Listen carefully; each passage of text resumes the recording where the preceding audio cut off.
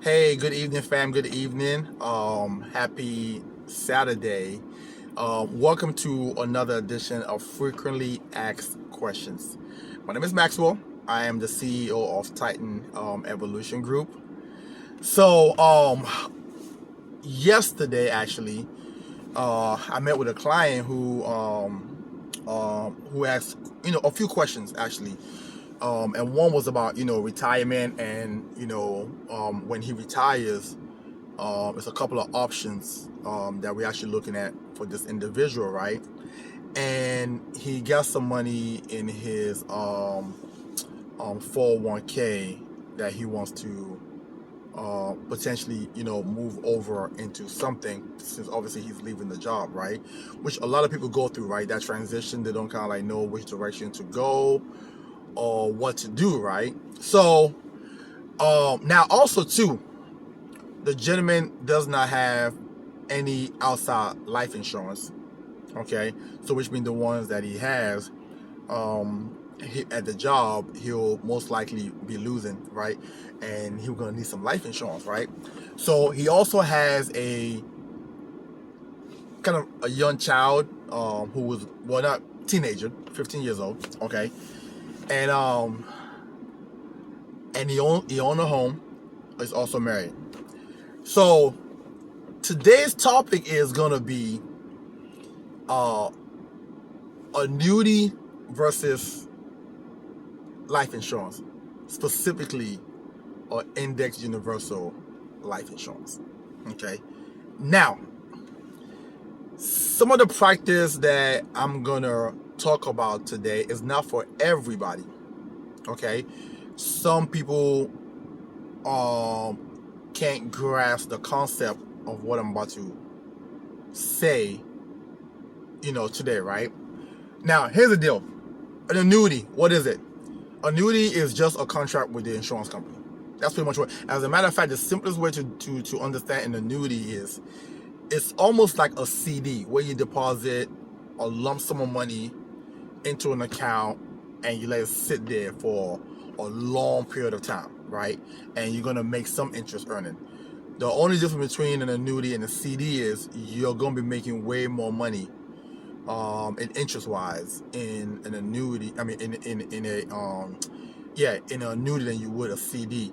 And most of the time, annuity actually have a minimum deposit that you need to open it. You understand? Which is usually a big number. Okay, most of the time it's about $50,000 minimum. You need to actually open up an annuity, depending on the company. Okay.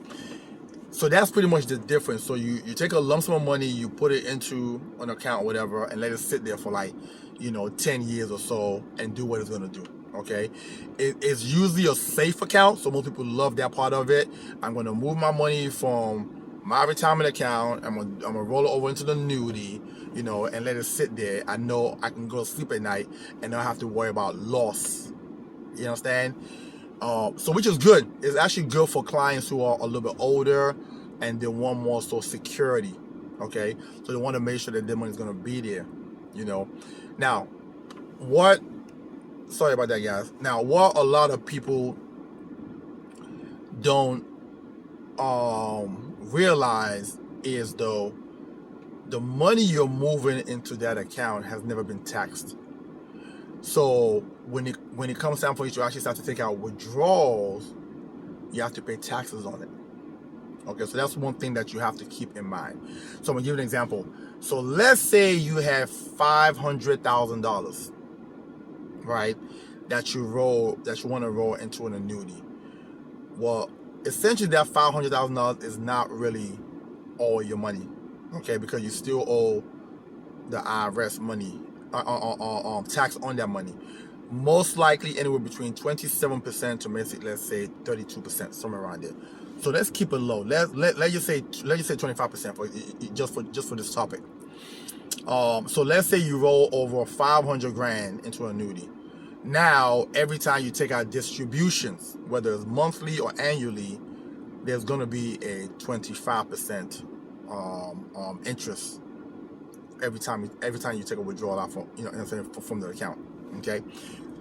Some company actually give you a bonus for rolling the money over, which is good. Okay, so a lot of people like that part of it. Okay, now there's this other side though that I proposed to this gentleman. I say, hey, listen, so that's $500,000, right? So we can do that for you, option one, right? And then open you up a life insurance policy, also, right, to make sure that God forbid something happens to you, your family can have, a certain amount of money, right? Now with the interest that you're earning with the annuity is about 3.9%, let's say 4%. That's the interest you're earning from the annuity.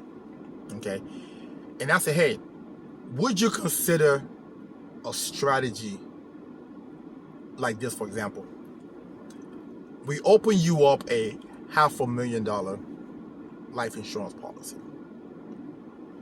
You take that money you're getting from your 401k, you have them pay all the taxes on the money, okay, before they send you the check.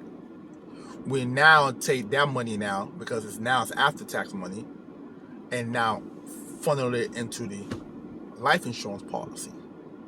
Okay, and the reason why, because you're going to make more in interest return with the life insurance policy.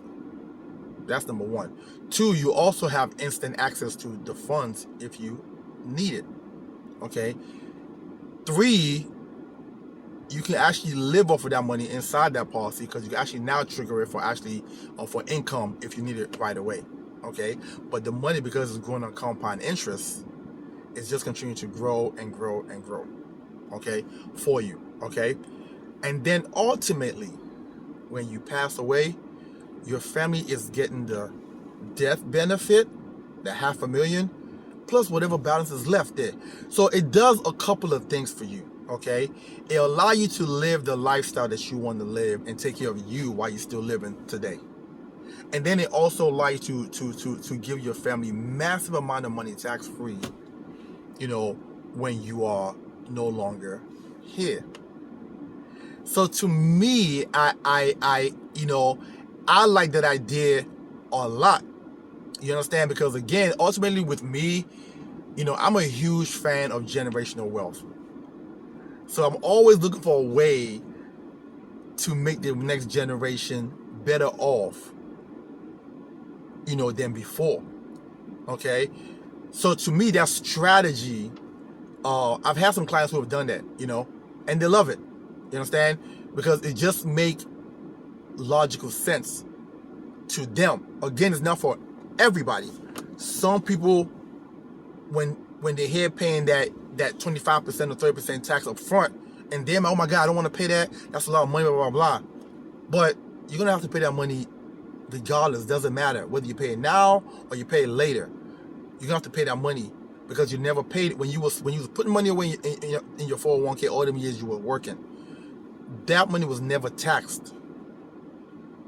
So now it ended up growing to this huge, massive amount of number that now that the IRS can actually take a huge chunk out of. You can't avoid that. It's the account that you set up. It is what it is. Now, to me, again, a good strategy would be, well, let them take that and let me try to find a high interest earning account that I can now recoup some of that money back over time. Okay, and again, when I pass away, my family will have a huge chunk of money to live off of. Okay, now I'm not here to tell you one is better than the other. You understand? It's all on each individual.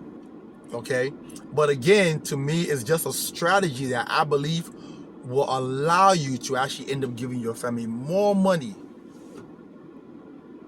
than you had to start off with in the initial beginning. So that way, whether you leave behind your wife, grandchildren, children, all these things will now be okay. Okay? And that's what I want to share with you guys today. I didn't mean for this to be a long one. But again, as always, if you guys have any questions, please inbox me. We can sit down and talk. I have a wealth of knowledge. I've been doing this now for 12 years, going on 13 years. And this is what I do for my clients. It's different way of thinking, different strategies, to help make your money last longer for you. and also to serve the next generation when you're no longer going to be here. You guys have a wonderful and blessed evening. Talk to you soon.